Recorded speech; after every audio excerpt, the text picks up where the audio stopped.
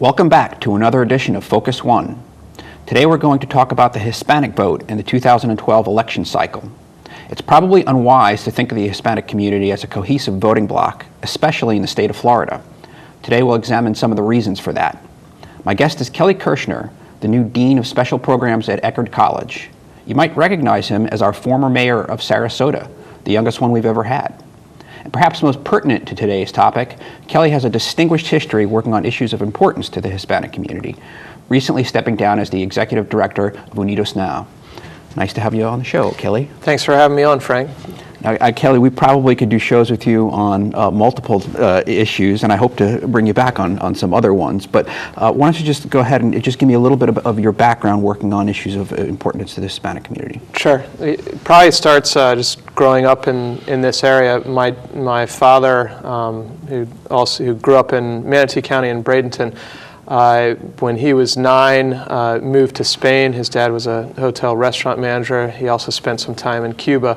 So throughout my childhood, the Spanish language and talking about my dad's experiences as a child were always relevant. But then when I went to college, had the good fortune to receive a full scholarship at Georgetown that enabled me to pursue graduate school too and maximize that scholarship. I have a master's degree in Latin American Studies, was a Peace Corps volunteer in Guatemala, and then worked for USAID in Guatemala too, in addition to spending some time working in Mexico and Ecuador. So certainly time spent working in Latin America myself was probably over 4 years. And then now coming back home to Florida, appreciating, when I came back after that experience with USAID, Peace Corps was probably around 2004, and from when I had grown up, just this demographic shift that had taken place since I had left the community to go to college and then come back home was pretty significant. And I think we see that now. We hear a lot about it now, not only for the state of Florida, but for the country. The Time magazine cover a few months ago, and the first time a Time magazine cover in Spanish, Yo Decido, talking about this Latino Hispanic vote for 2012, how important it is, how significant the growth of this population has been for this entire country, and what it's going to mean for the future. So a lot of times I tell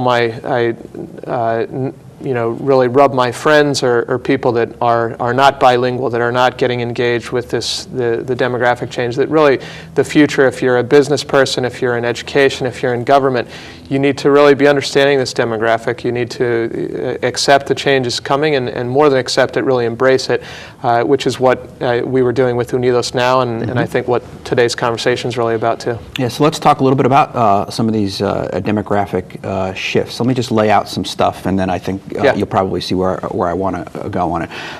Clearly, the Hispanic community they're increasing in terms of the relative proportion of our nation's population. I think we're at 14.2% nationwide, and we're on our way probably to 20% in the not too distant future. And so a very salient ethnic group or collection of ethnic groups in the country. That being said, a Pew Hispanic Center survey said that a little more than half of the Hispanic community prefer to be identified by their specific nationality as opposed to this umbrella Hispanic or Latino. Correct. When we look at nationwide, about 2/3 of the Hispanic community is Mexican. And then the second, I think, largest ethnic group is Puerto Rican, which is slightly under 10%. In the state of Florida, it's very different. The Mexican community, I think, is down in the teens somewhere, and the two largest groups are the Cuban American community and the Puerto Rican community. Both of those are over, I think, 30%. Right. Does this mean anything? I think it does, and what I'm trying to get at is, I think the issues of importance and a lot of the perspectives within the Hispanic community vary depending upon which country you come from. Yeah, definitively.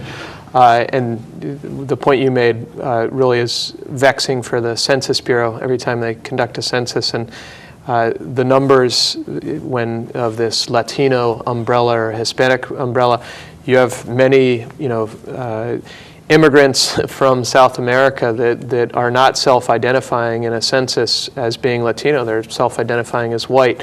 But that's a whole different issue. And I think you're dead on, spot on this point that Time Magazine wants to have that cover and have this simplified conversation that the Latino vote will decide it. Well, what is the Latino vote? It is not this homogenous block that will just move with whatever candidate says, well, I'll pass the DREAM Act. And that is not the case.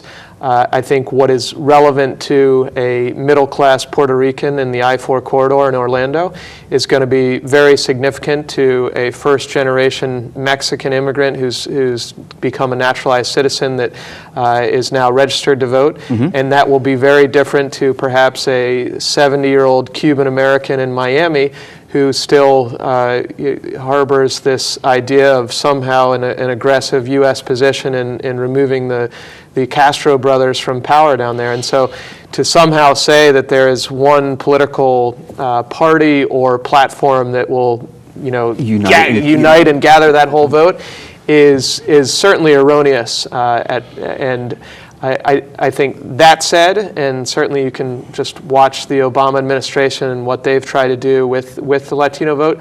And the Wall Street Journal, pretty conservative newspaper, consistently does polls particularly focused on the Latino community.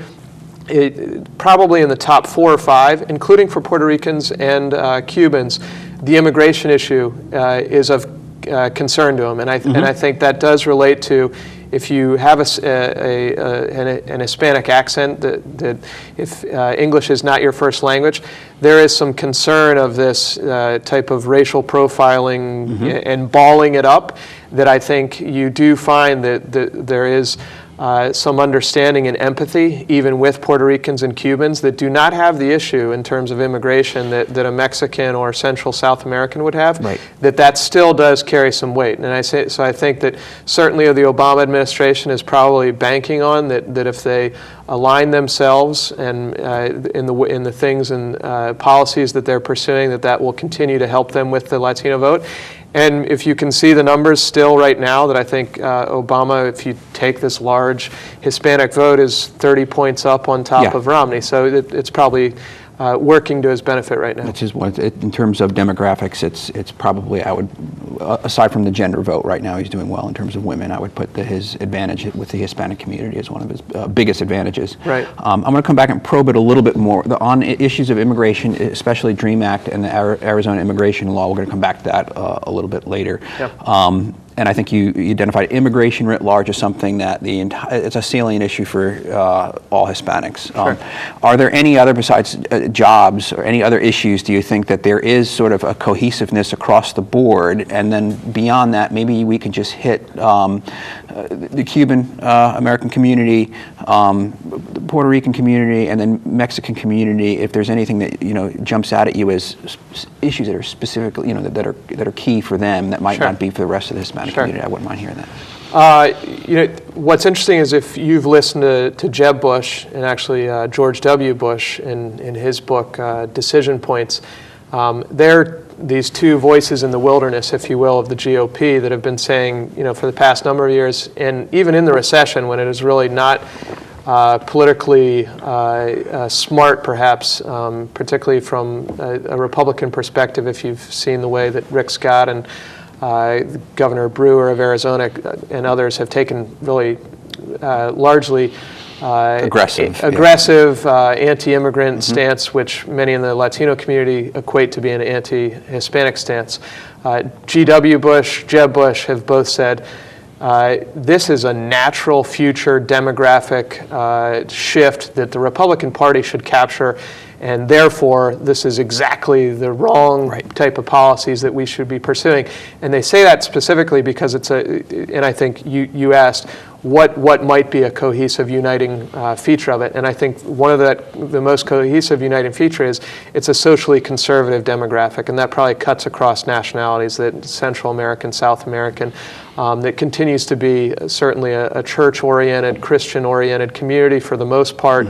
That again, I would probably agree with Jeb Bush that it's probably been, if we look back in time, if this trend continues and Obama does well and carries that and somehow is seen as this champion of the community, it'll be probably one of the most significant strategic errors of the GOP for the next 2, 3, 4 decades, depending on what happens in the years to come with the actual adoption of a DREAM Act, immigration reform, et cetera, and will the GOP come back to a center position versus something that's on the extreme right? That's that, and I'll let you ask the other question. We'll go follow up, and don't want to spend too much time on it, but I want to come to relations with Cuba. Sure. One of the things that I caught in the poll, and it gets back to the demographics, I saw there's a distinctive difference between younger generation of Cuban Americans as opposed to the older generation of Cuban Americans. Yet politically, the older generation still carries a whole lot of weight, especially down in the southeast area of Florida. No different than older whites in Southwest Florida and my younger cohort. Excellent point. Anything you might want to share with respect to future trends, and how does it bode for our relationship with Cuba?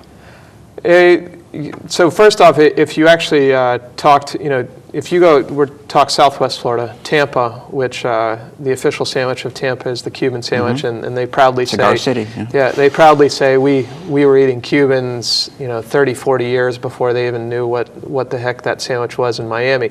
So you actually have the oldest Cuban community in the state of Florida really is Tampa. It's a pre-Castro community. If you talk to, and I have a lot of friends in the Tampa area that tell me, and they've seen polls, that both the Democrats and the Republicans in Congress and in the Obama administration are really, they've accepted this inertia of the anti-Castro policy, when if you actually look at the polls in the Cuban community throughout the state of Florida, you will now find a majority that are for an end to the embargo and some type of a détente with the Cuban regime that actually looks for opportunities that will benefit Floridian businesses, particularly a lot of these development companies that are floundering in the Great Recession, and opportunities that can be opened up there while Canada, Venezuela, European nations are going in there and perhaps eating our lunch. And I've been in meetings where people have suggested that to Obama administration officials from U.S. Department of Commerce, and it's basically ignored, and no one really wants to go there. So I don't see that changing, and I think you're right. It's all about super voters. The super voters, doesn't matter what demographic it is, it's the older ones, and certainly the older Cuban community is a super voter. That said, if I'm in the Obama administration, I don't think they're going to carry the day with that demographic just by virtue of the history of that vote. And I think there's probably some resentment that the Obama administration has allowed an opening up of travel again that G.W. Bush had blocked off. Despite the fact that the most people that benefit from that are Cuban families living here that can now travel back and forth with a greater frequency. So at the end of the day, I'm sure you will find messaging. If you and I were to travel to Miami-Dade and we go in to listen to radio and we watch particular TV that's targeting the Cuban demographic, there will be very specific messaging on Cuba policy that the Romney campaign, the Obama campaign will do. Debbie Wasserman Schultz, who's the chair of the DNC right now, a Democrat, but she's really a hawk still on Cuba policy. So not much is changing. I don't see you're not going to see anything significant. Nothing in the year. Okay. Yeah. Let's talk about the DREAM Act, and for our viewers that don't know, it deals with a subgroup within the undocumented worker community. So undocumented citizens or non-citizens or illegals that were brought here by their parents or not through. So these are children brought here by their parents, and so if you talk to any legal scholar, they'll tell you, to break a law, to break the U.S. immigration law, you have to have the intent to actually break the law. So a child who is brought here, you have no option in whether or not you're coming. So this debate's been raging for about 10 years. There was a vote in the lame duck session of the Congress in 2010 that came very close to passing the DREAM Act. I think it got through the House. It got through the House. The Senate needed 60 votes. You had people like John McCain, who in the early part of the 2000s was one of the original authors of it, who then flipped and did not vote in favor of it. So I think it got 55 votes in the Senate, needed 60. But you have 60,000 children in the United States right now that are graduating from high school every year that fall in this this limbo status. There is no definitive path for them whatsoever to request, some type of immigration purgatory, legalization of status. They are literally living in the shadows, and it's a huge and growing population, and that many of them with states like the state of Florida that has no in-state tuition provision for these types of young people. They cannot afford to attend college. And so a lot of people, demographers, economists say we're cutting off our nose to spite our face. We actually need a young workforce, and we need a young educated workforce by virtue of this demographic shift in our baby boom population that's really pushing us off a cliff. And so this natural 60,000 person increase that we have that can be moving into a working population. And by the way, the Supreme Court has mandated that we provide up to a high school education for them, public education for free, even if they are not citizens. So we're making that investment. Why aren't we pushing them a step further that then creates taxpayers that are helping us pay for the entitlements that the baby boomers are going to demand and starting right now, et cetera? So let me just fast forward in this a bit. So the actual DREAM Act doesn't make it through the Senate. Correct. And what we just had the president announce via executive order a watered down version. And correct me if I'm wrong, but I think the key difference between what he did through executive discretion as opposed to what was trying to be what they were trying to do through Congress was there's no pathway to permanent residency or citizenship in his executive order, but rather there is more this class of children of residents receive if they meet certain criteria, conditional residency for 2 years. So it removes the uncertainty that they might be deported for 2 years and then they can reapply. Yeah. Rumor has it that Marco Rubio was working on something that might have been very, very similar, but couldn't really reconcile with the Romney campaign what they wanted to do. And perception is that the president stole their thunder on this one. What's your reaction politically to what the president did, and how significant will it be in the election? So first off, from the perspective of organizations like Unidos Now and other immigrant rights organizations, I think unanimous support for the action the president took. A lot of elation. You can imagine that many people. And being young people, you live in trauma every day. Wondering what's going to happen, and do you drive a car if you have a taillight out? And they've had record deportations during the past 2 years. During the Obama administration. That, by the way, the GOP never wants to give him credit. He's deported. That's a very good point. He's deported double the amount of undocumented immigrants that G.W. Bush did in his time, but he's still seen somehow as this liberal crusader who's soft on immigration. Right. I'd like just to reinforce that point. So it's not unfair, I think, to say in some respects that with respect to enforcement on illegal immigration, a case we made that the Obama administration's been tougher or more harsh than the ones. Probably one of the most harsh in modern history of the United States, I would say. So a lot of organizations like ours for the past number of years have been asking the Obama administration, why don't you exercise your executive privilege? So if there's a spot that he's taking heat, it's not a lot of heat because he finally did it, is why didn't you do it sooner? Because there's been literally thousands of these young people that did not grow up in their countries of birth that have been sent back there, and another stress, trauma, and I think really problematic for us as a nation to be doing that, and when based upon all of the founding principles that have created the United States, and that's a debate for another day. Back to your conversation on Rubio, the Romney campaign, tactically for the Obama administration, incredibly smart when they did it. If you read the tea leaves, Marco Rubio has to probably be in the top 3 for a vice presidential candidate. This was something that I think they really wanted Marco Rubio to somehow figure out that wouldn't get the GOP base too agitated and keep them motivated to go to the polls. I think they're always going to go to the polls, so that he would have been able to do this. And the fact that the Obama administration preempted that, and then you could see that the Romney campaign was not ready for it. He did not know how to respond to it. I think it The first 5 days, they would ask him multiple times, if you're elected, would you repeal what that would you do executive? different? The angst was directed at, well, how dare you not go through Congress and do this yourself?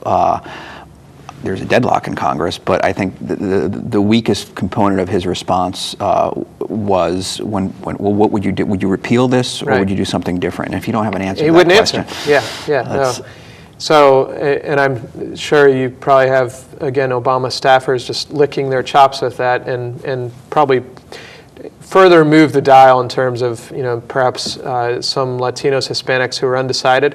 It's really tough to say, we need a position to deport teenagers that want to go to college, that embody the American dream of everything it is that we talk about the American dream, and pulling yourself up by your bootstraps and fighting and doing this, and then have a presidential candidate waffle and not even give an answer for 5 days. Do you think that the Romney campaign will come up with a bit more of a coherent and clear position prior to the election? I mean, they better to stop the hemorrhaging, or there needs to be a strategy for massive get out the vote of the base, and somehow hope and cross their fingers that these new and growing numbers that certainly Obama is doing well with now do not show up. So I want to hit, while we have some time, quickly the Supreme Court decision on the Arizona immigration law. Just quickly. The sort of the centerpiece of the law, which was kind of a show me your papers component, that was upheld by the Supreme Court. Much of the rest of it was rejected under the Supremacy Clause, such that states really cannot set their own immigration policy. They can ask for papers, but just react to the law, and then, what sort of impact do you think it might have here in Florida? Sure. There was noise within the last couple of sessions, not really last year, but the legislative session prior to that, we might do something like Arizona. There are a number of our politicos that continue to rattle that saber, but there hasn't really been a serious attempt to do anything. Just comment on a couple of those things. I think the first thing, and again, organizations like Unidos Now and others for the past 2 years since Arizona passed that law, very clearly said, and the Obama administration said too, that the Constitution is very clear that the federal government will set immigration policy. So you can't have 50 states, including states that share no borders with any foreign country, like Georgia, Alabama, South Carolina, passing these types of laws. It's pure chaos. There is an example of a German official in Alabama who was arrested at one point because he didn't have his passport on him, that worked at the Mercedes-Benz plant. And it's bad policy for the states and the country, and there's been really significant agricultural ramifications in Alabama, Georgia, and South Carolina by virtue of the laws that they've passed. The show me your papers part, it was upheld and it wasn't. I think they said, we're going to let this stand, but you better be careful, and we will certainly, if this comes back to us, we're going to hear that case again if this is seen to be used to somehow racially profile. I would actually say, by virtue of the Secure Communities Policy, which is the Department of Homeland Security and ICE, Immigration Customs Enforcement, they have told every county in the United States, you have to abide by secure communities, which basically is, if anyone is arrested for driving without a license, that you can be arrested for doing that. The first thing that happens is you give your fingerprints, and it goes now through the Department of Homeland Security's database.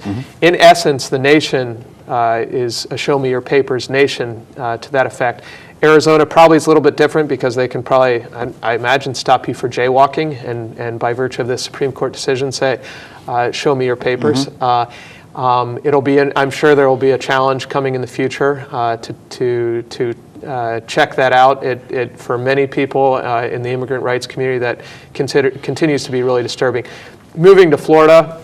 Let me just make a couple of conjectures about Florida, and Sure. so because time is, we're running a little bit short on time, but you can disabuse me or add. The conjectures go back to when Dean Cannon was Speaker of the House, he was one of the people that appeared, at least initially, receptive to taking a hard stance on immigration, and maybe some sort of something modeled, a piece of legislation after the Arizona immigration law, with maybe some differences. Sure. I found it a little bit peculiar in his Orlando district. It's a high Hispanic population, yet it's largely Puerto Rican. So for me, one of the sort of the quiet inferences is that a harsh stance on immigration is not going to be that much of a problem within the Puerto Rican community. But then it doesn't go anywhere, even though I think politically, in terms of some of the polling numbers, it really wasn't a loser of an issue to take a hard stance for Republicans. Sure. And I surmise that it's the ag sector. I mean, they're quiet, but they're pretty powerful, and it's they all really about don't the want money. to. Yeah. So a couple observations. Dean Cannon's election in 2010, he faced a young woman, Puerto Rican, Amy Mercado, who's a Democrat. No one had ever heard of her, and he did take that stance. She raised all of $30,000. Dean Cannon raised probably, I think he had $500,000. She got 40% of the vote. He would not debate her, and there was very little press coverage on that. But I think in many ways, for the Speaker of the House to So you think he might have hurt himself a little bit? Oh yeah, definitively. Okay. And there was definitively, I think the Latino community certainly came out and was supporting that candidate. And I think, so number one, they recognize that, and which is probably part of what you saw in political strategy.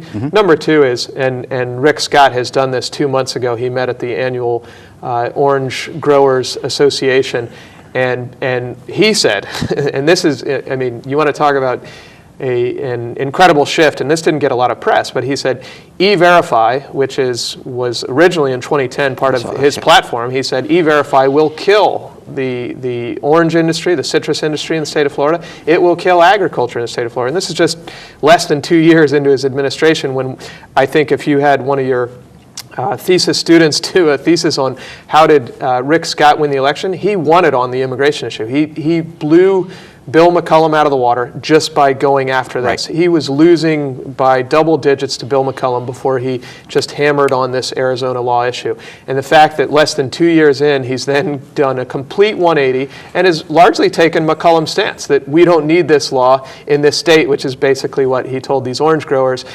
Rick Scott then is going to have an issue in keeping his base motivated. 2010 immigration at the height of a recession, it's political candy. And a lot of us said, this is nothing new to humanity, to the history of the human being, that in times of scarcity, drought, whatever, you identify those who are foreign and somehow they're to blame, and that has, it gets traction in a population. Rick Scott did it. He's our governor now.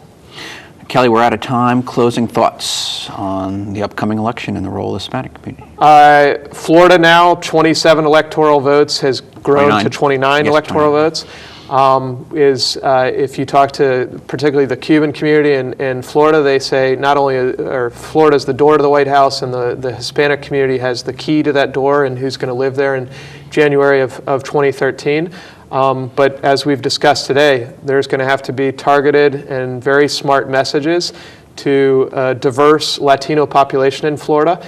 It's going to be fascinating to watch that. More fascinating will be the evolution in the next 2, 4, 10 years in the state of Florida, and the maturation of this demographic, and really the civic integration of that population that for all of us, for Sarasota, Manatee counties, is going to be really important too, that we start seeing that civic participation take place more, because for the future vitality of our communities, we have to encourage it, we have to embrace it, and I appreciate METV and you wanting to have these conversations, because it's critical for our future. Thanks, Kelly. A great conversation. We'll be bringing you back on something else. Thanks, Rick. Thanks to our audience for tuning in. We'll see you next time on another edition of Focus One.